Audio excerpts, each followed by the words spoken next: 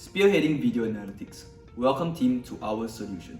This is our final product and we can't wait to share more about it with you. Now, let me demonstrate this as a day in the life of an inspector.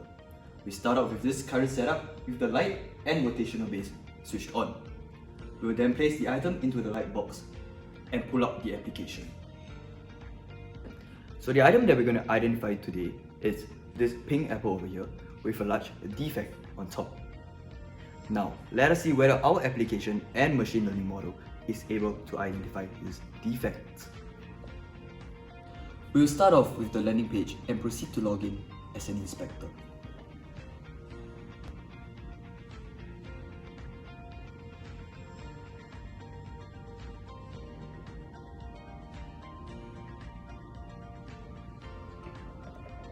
Upon login success, we will then have to fill in the varying details such as the SKU, batch number, and batch quantity.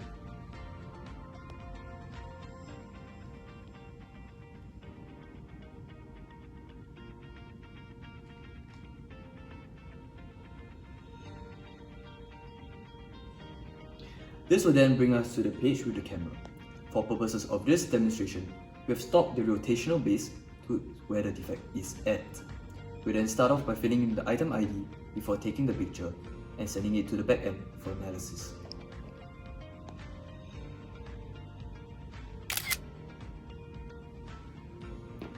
So what happens now is that the backend is running the machine learning model to identify what the product is and where the possible defects are.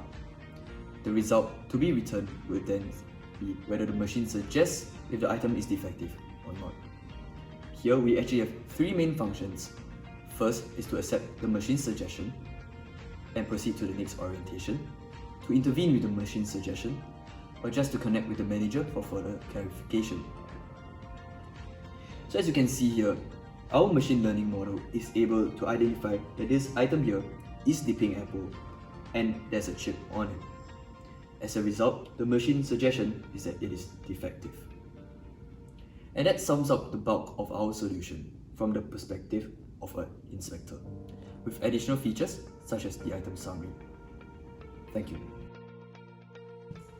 And here we have the manager interface.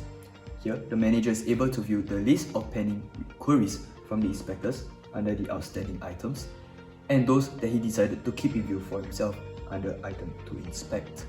Upon clicking into any one of the items, he will then be able to view the machine learning result and to make a final decision. So now I'm going to click on the first outstanding item, batch 124, item 4. So as we can see here, the manager actually has three options to decide whether the item is actually defective, not defective, or whether to decide and inspect manually at the warehouse. And for this instance, we are going to go with inspect manually at warehouse. Yes. And yep, so the batch 124 item 4 has actually been shifted down into the bottom flat list under items to inspect, where he'll be able to keep in view for himself. And that is all team, and we hope you will love our product as much as we do.